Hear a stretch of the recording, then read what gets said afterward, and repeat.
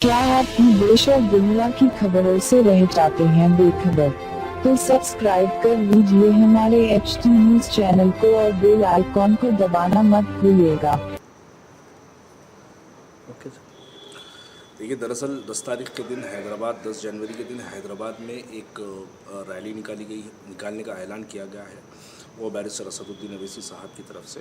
तो हम सबसे पहले तो मैं हैदराबाद की आवाम को जो है ये अपील करता हूँ कि उस रैली में शिरकत करें, क्योंकि ये एक ऐसा मसला है कि हिंदुस्तान की जमहूरियत को आज एक बहुत बड़ा पैगाम देने का वक्त है। हम चाहते हैं कि हिंदुस्तान के हर कोने से एक ऐसे पैगामात मीडिया के अंदर आते रहे ताकि वक्त की हुकूमत को इस बात का पता चले कि आपका पेश किया हुआ बिल से हिंदुस्तान नाराज़ है। ये मसला सिर्फ़ एक मुसलमानों का नहीं, ये मसला सिर्फ जो है किसी एक कौम का नहीं, ये मसला एक हिंदुस्तान की जमहूरियत को बचाने का मसला है। तो जब जमहूरियत को बचाने का मसला है तो इसलिए हम तमाम लोग इस बात को अपील भी करते हैं कि 10 तारीख की रैली को ज्वाइन करना चाहिए और इस रैली को कामयाब करना चाहिए। जहाँ तक कि रही बात है कि CA का जो बिल आया है, सिटीज़न अमेंडमेंट बिल का जो आया है, इस बिल को काफ़ी ताख़ीर से यानी काफ़ी लेट के बाद हैदराबाद के अंदर एहतजाज किया गया है। पहले तो सबसे पहले ये जानने की ज़रूरत है कि जब CA का बिल लाया गया तो उसके बाद एक जॉइंट एक्शन कमेटी हैदराबाद के अंदर बनाई गई। जॉइंट एक्शन कमेटी ने हैदराबाद पुलिस कमिश्नर के पास परमिशन के लिए अप्लाई किया था, तो उस परमिशन को कैंसिल किया गया। फिर उसके बाद जॉइंट एक्शन कमेटी जो है, ये लोग हाई कोर्ट गए, हाई कोर्ट से ये लोग परमिशन लेकर आए। परमिशन लाने के बाद इनको यहाँ पर एक रैली करने का परमिशन मिला गया।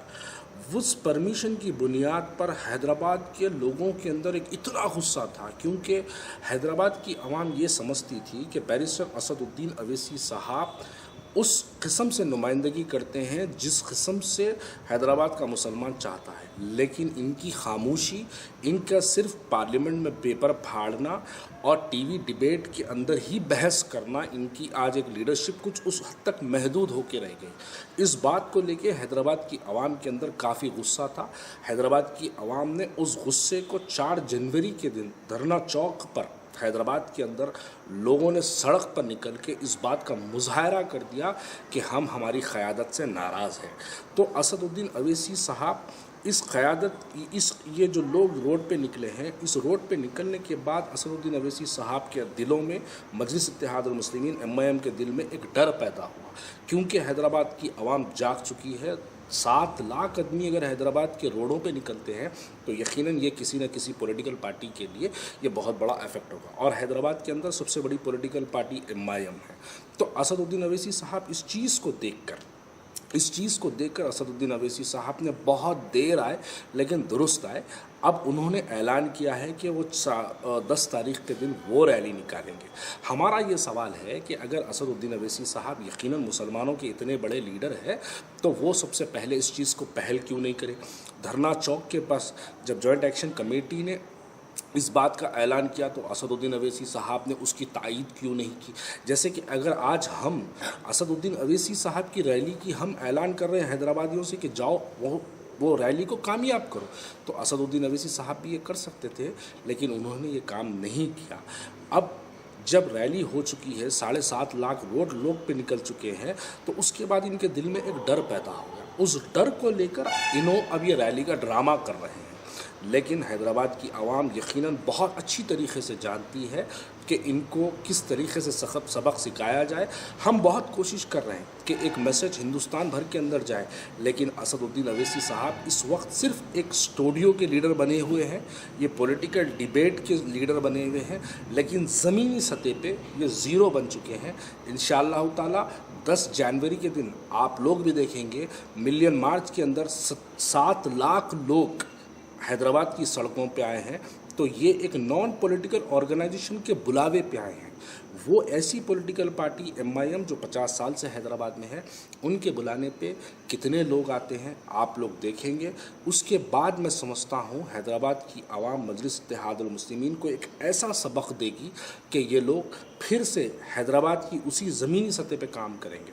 दरअसल हो रहा ये है, पिछले कई साल से असदुद्दीन अवैसी साहब सिर्फ नेशनल मीडिया के लीडर बने हैं। वो हैदराबाद के लोकल मसाइल को, हैदराबाद के लोगों के दिलों को और हैदराबाद के जो लोग के दिलों में गुस्सा है, इन सब चीज़ों को भूल चुके हैं, जो कि उनके वालिद मोहतरम सुल्तान सलाहुद्दीन अवैसी साहब हैदराबाद के दिलों के लोगों के दिलों के कैफियत को जानते थे, उनकी हाल समझते थे। लेकिन असद साहब अब सिर्फ कुछ नेशनल मीडिया को ही समझते हैं। वो समझते हैं कि टीवी के डिबेट पे बैठने से हैदराबाद का मुसलमान खुश होता है। नहीं, हमारे दिलों में गुस्सा है, हमारे दिलों में एक एहतजाज करने का एक जज्बा है। लेकिन आप पुलिस के ज़रिए, आप अपनी हुकूमत के ज़रिए, अब मैं 2-3 सवाल यहाँ पर और एक ऐड करना चाहता हूँ। मेरा पहला सवाल ये है, जैसा कि केरला के अंदर NRC के ऊपर और CAA के ऊपर बैन लगाया गया, वैसे ही क्योंकि तेलंगाना के अंदर असदुद्दीन अवैसी साहब की अलायंस पार्टी TRS यहाँ पर हुकूमत में है। ये असदुद्दीन अवैसी साहब और अकबरुद्दीन अवैसी साहब तकरीरें करते करते थकते नहीं, यानी CM की तारीफ़ करते करते थकते नहीं, लेकिन इस मसले को लेकर जाकर CM के पास बैठ के इस मसले का हल नहीं निकालते। जैसे केरला के अंदर पाबंदी लगाई गई, वैसी असदुद्दीन अवैसी साहब डिमांड क्यों नहीं करते कि तेलंगाना के अंदर भी इसको पाबंदी लगाया जाए। ये काम नहीं करते। और अभी अफवाहें, बातें तो बहुत की जाती है, लेकिन देखते जाइए, जैसे हमने अगर अपील किया है कि 10 जनवरी के दिन आप इसके अंदर शिरकत करें, तो लोग हमसे कहने लगे कि आप फिर से मजलिस ज्वाइन करें। यकीनन नहीं, हम मजलिस ज्वाइन नहीं करने वाले हैं। हम इनकी पॉलिटिकल जो आइडियोलॉजी है उसके ख़िलाफ़ है। हम चाहते हैं कि हैदराबाद का मुसलमान हिंदुओं से मोहब्बत करे, हैदराबाद का हिंदू मुसलमानों से मोहब्बत करे। हम उस पार्टी का साथ तो कभी नहीं दे सकते जो किसी के मज़हब के मानने वालों को बुरा बोले। जैसे कि असदुद्दीन अवैसी साहब की पॉलिटिकल पार्टी की जो आइडियोलॉजी है, वो किसी देवी देवताओं को बुरा बोलने की आइडियोलॉजी है। हम हैदराबाद के मुसलमान उस आइडियोलॉजी के ख़िलाफ़ है, इसलिए हम मजलिस इत्तेहादुल मुस्लिमीन के ख़िलाफ़ हैं। जैसे कि संगारेड्डी में एक सभा के अंदर असदुद्दीन अवैसी साहब ने कहा था कि कांग्रेस भी आइए, मेरे जलसों में आइए, अगर मेरा चेहरा अच्छा नहीं लग रहा तो आपके तकरीर के बाद मैं आऊँगा। तो इसके ऊपर आपका राय? देखिए, पॉलिटिकल पार्टीज़ जब किसी अपोनेंट पार्टीज़ को इनवाइट करती है तो उसका एक लीगल प्रोसेस होता है। उसका प्रोसेस ये होता है कि इनविटेशन लेटर भेजाना चाहिए। कोई पॉलिटिकल पार्टी को असदुद्दीन अवैसी साहब की तरफ से लेटर नहीं गया है।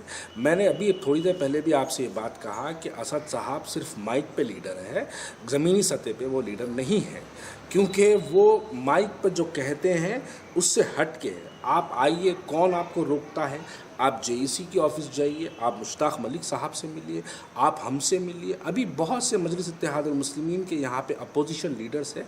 असद साहब आइए, आप उनसे मुलाकात करिए। अगर आप हमसे मुलाकात करते हैं तो हम आपके प्रोग्राम्स में आने के लिए तैयार हैं, लेकिन उसके बावजूद भी चलिए आपको हमारे चेहरों से नफ़रत है, चलिए आपको हमारी ज़बान से नफ़रत है, चलिए आपको हमारे सेकुलरिज़म से नफ़रत है, तो आपको अपना कम्युनलिज़म मुबारक हो, हमको अपना सेकुलरिज़म मुबारक है। हम उस आदमी के साथ स्टेज शेयर नहीं कर सकते जो आदमी हिंदुस्तान के अंदर हिंदू और मुसलमानों को लड़ाने वाली पॉलिसी अडॉप्ट करता है।